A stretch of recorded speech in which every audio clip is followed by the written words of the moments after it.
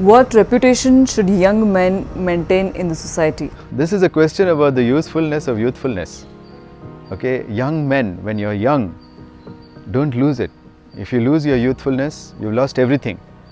And have a reputation that you are strong and dependable, to be ready to be able to protect anybody if needed, or to solve any problem. People should feel confidence to ask you for help.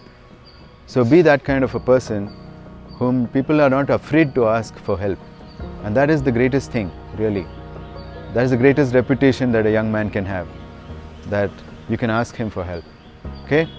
So that's the kind of reputation we have to build, and it's not cheap. You don't get this cheaply. You don't get this by indulging in a lot of porn and masturbation.